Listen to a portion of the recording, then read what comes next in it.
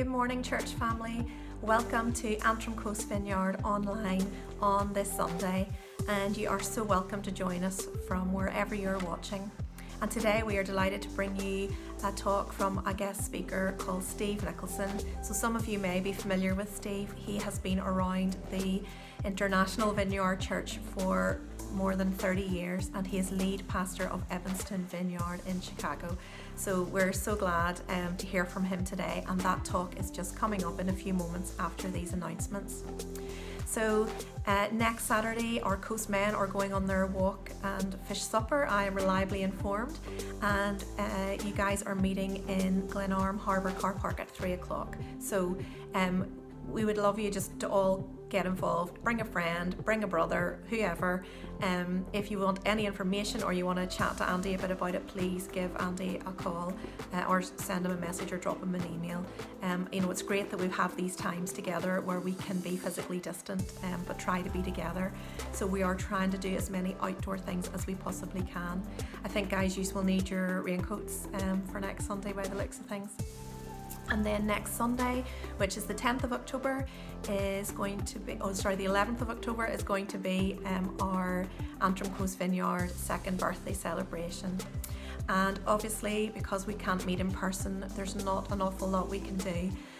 But what we have thought of is that if each family has a cupcake or a bun or whatever and has a candle in it, what we will do is next Sunday morning, as we get started, we'll sing happy birthday and we'll get all the kids to take part and blow out the candle together. And it's just what we talked about last Sunday during our talk. It's about being intentional and having those mini celebrations. And there's not, it's a great thing to celebrate together, and it's something that we really want to mark, and we want to mark it properly. So that's going to be next Sunday, the 11th of October. And then I've said in an email, we've got something special coming up. So Carol will be on in a few weeks' time telling us a little bit more about that. But to celebrate our second birthday, we want to give away. And those of you who've been hanging around us long enough know that giving away is pretty much what we do as a Vineyard Church. So we're going to give away, and we're going to give away 50 wonderful gifts to different women in our community and beyond. So please stay tuned for that. So anyway, we'll get on with this morning, and take care, and we're really looking forward to seeing you all again next Sunday. Have a good one. Bye. Good morning, everybody. I am so glad to be able to be a part of your time together here in the UK. We have spent so many years visiting you all, and so many of you are our friends. We really love you all and are glad for this opportunity to share with you. And today I'd like to talk to you about something maybe you've never heard about before, and that is the Balm of Gilead. A balm is a fragrant ointment or preparation that's used to heal or soothe the skin.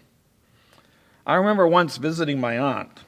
She spilled some hot water and burned her arm, and immediately she went to her aloe vera plant, cut off a couple of leaves, cut them open, and rubbed them on her arm. That particular plant has a sap that reduces pain and aids healing, especially for burns. It's a balm.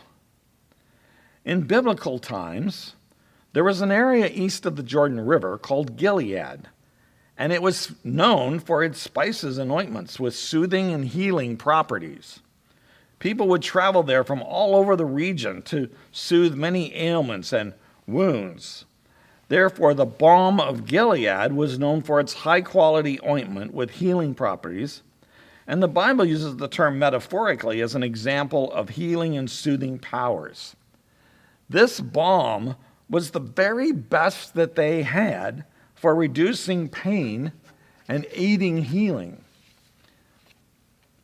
But in Jeremiah chapter 8, when the whole nation is in trouble, he says in chapter 8, verse 21, "Since my people are crushed, I am crushed.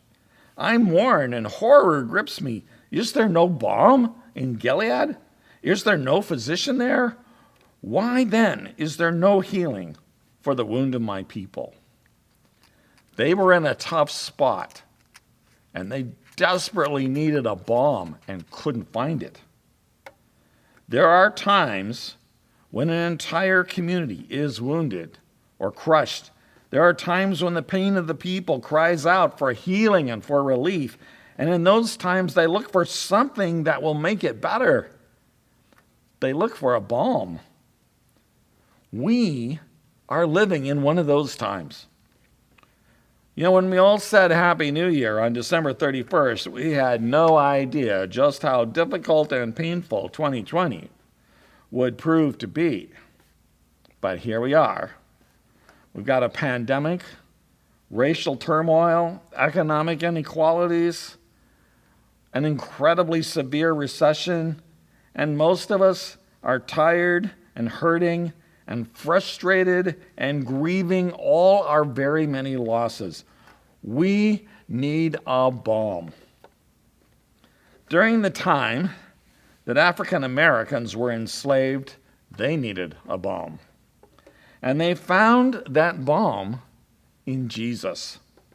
They would sing spirituals, kind of their own sort of spontaneous songs, while laboring in the sweltering fields or enduring brutality and the other horrors of slavery. And one of those old spirituals is about Jesus as the balm. Eventually, it was arranged and published by an African American named Harry Thacker Burleigh back in 1915. And it goes like this. There is a balm in Gilead to make the wounded whole. There is a balm in Gilead to heal the sin-sick soul. Sometimes I feel discouraged and think my work's in vain. But then the Holy Spirit revives my soul again. There is a balm in Gilead. Don't ever feel discouraged, because Jesus is your friend, and if you lack for knowledge, he'll not refuse to lend. There is a balm in Gilead to make the wounded whole. Jesus could be a balm for you right now. He could be the balm that reduces the pain and brings healing. And if we're going to flourish as human beings, we're going to need a balm for the hard stuff and the painful stuff that still happens in this broken world. And Jesus is the one who can help us do exactly that. And I'd like to mention 4 groups for whom, in particular, Jesus is the balm. First of all, Jesus is the balm for the broken. To face your own failure and your own brokenness is a hard thing to bear. When we keep doing what we do not want to do, we can get pretty discouraged. A lot of people just settle for covering it all up with distraction or addiction. But the brokenness is still there, like a cancer spreading. A lot of people feel like they're stuck with their brokenness and with their regrets, with no hope and no healing and no forgiveness. But Jesus is ready to heal and to forgive all the broken things in our lives. The prophet Isaiah, speaking ahead of time about Jesus the Messiah, said in Isaiah 42:3, "A bruised reed he will not break, and a smoldering wick he will not snuff out. In faithfulness he will bring forth justice." That is to say, when you are no better than a smoldering wick or a bruised reed, he won't throw you away. He will meet your failure and your brokenness with grace and mercy rather than condemnation. He won't run away and he won't push you away, but instead he applies the balm of love.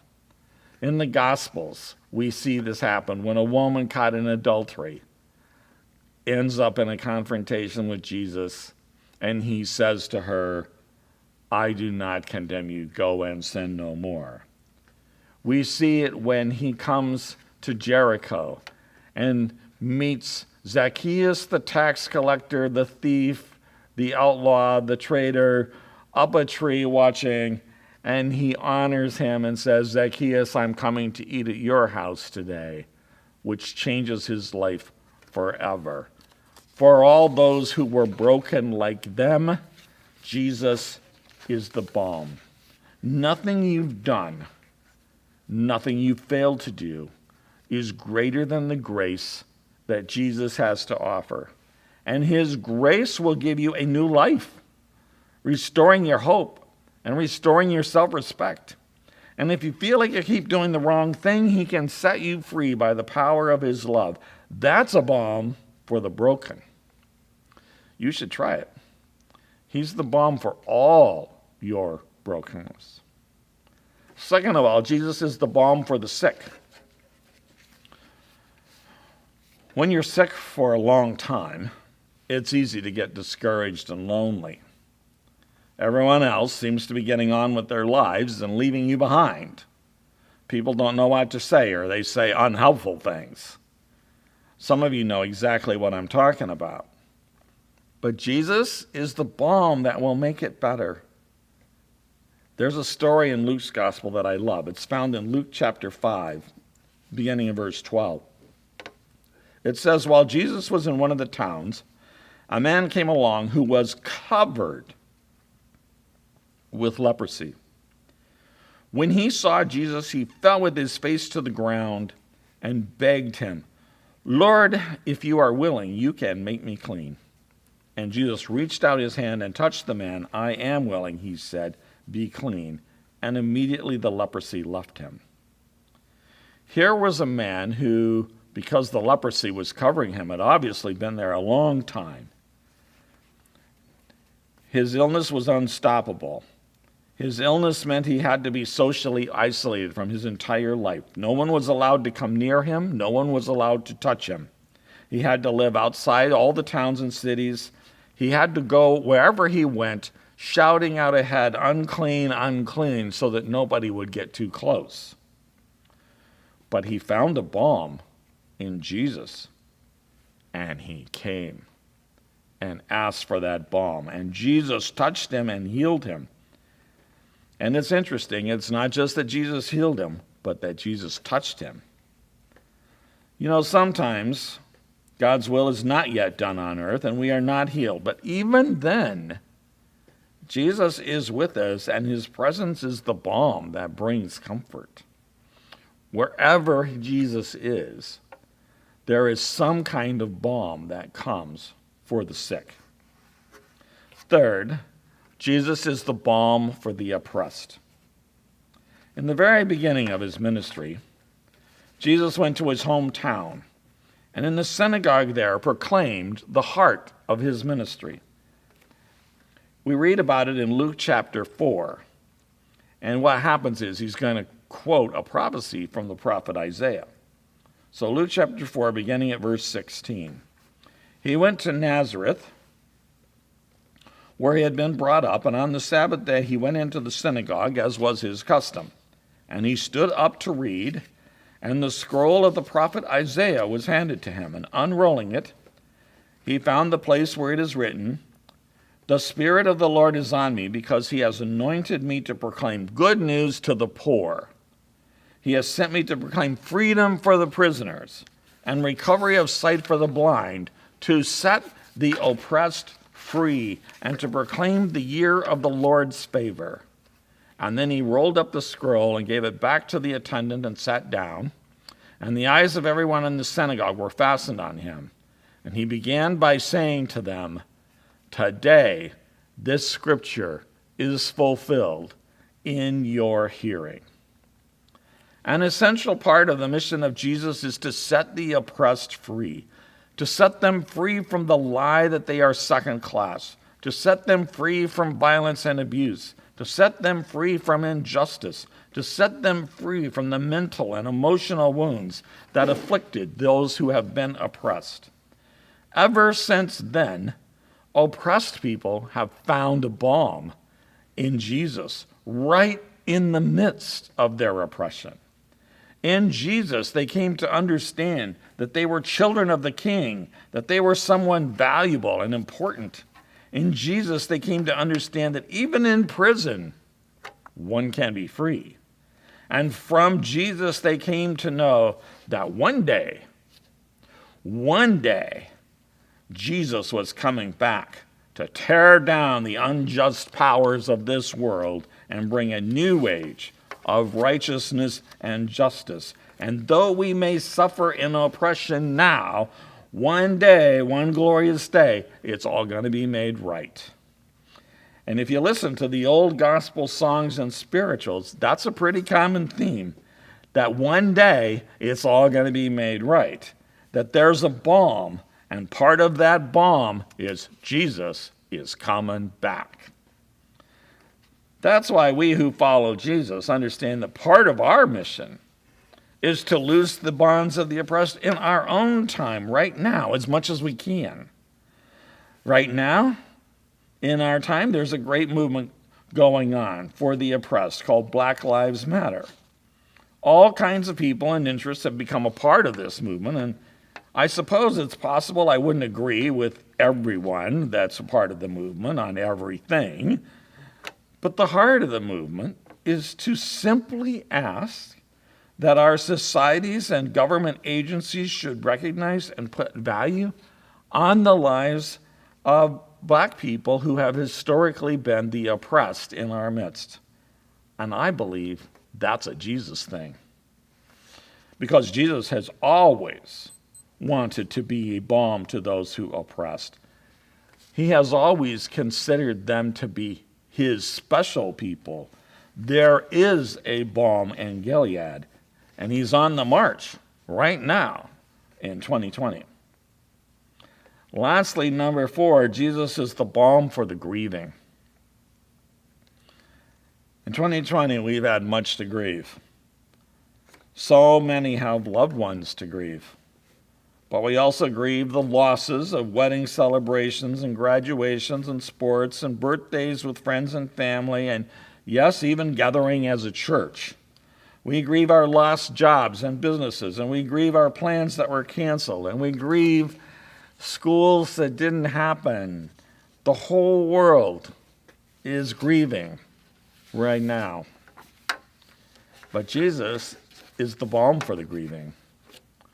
We may lose all these things now, but what Jesus promises is that in the end, all of that will be far surpassed by the glory of what he's building for us. There is another realm, not that far away, where we will be clothed in glory, where we will see all our loved ones who've gone before, where all our tears will be wiped away and pain and death will be no more. Just before my father died a year and a half ago, he told me he was asking God to hurry up the process of going home to be with Jesus. His body wasn't working well anymore, and he was ready and eager to go to a better place. The Apostle Paul wrote in Philippians 1:21-23, he said, "For to me to live is Christ, and to die is gain. If I am to go on living in the body, this will mean fruitful labor for me, but yet what shall I choose? I do not know.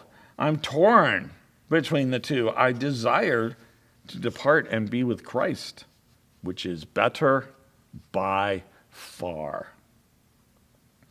This truth, that a better life by far awaits us, is a powerful balm for those who face death and for those who are grieving.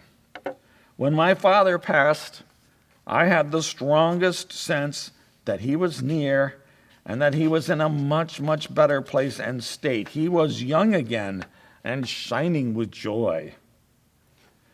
If you've even had just a small taste of the glory of God, maybe in an encounter with the Holy Spirit, you know that the fullness must be far beyond our ability to even describe. I've experienced the power of Jesus in my body, and the sense of love and power was so much I thought I couldn't contain it. And that, we are told, is just a small little taste of what is waiting for us. And just knowing that brings healing and brings hope. There is a balm in Gilead. There is a balm in Jesus. He can lift you up and set you free. He can wipe away all our wrongs and regrets. He can heal us and comfort us and strengthen us. He can set the oppressed free, and he's working right now to build a new and better home for all of us. If you're discouraged, if you're beaten down, if you're sick, if you're grieving, here's how you can apply that balm to your life. First, tell him all about it. Just tell him. Tell him all about it. Second, think about his love and his grace in his life, in your life. Remember a time when you experienced a little taste of God, or think about one of the gospel stories about Jesus. Then be quiet for a few minutes and just let his love fill your heart. Let him come near to your pain and be that balm. Let him wash over you and through you with his healing presence, and you will find that the burden is lighter. There is balm in Gilead, and he's waiting for you today.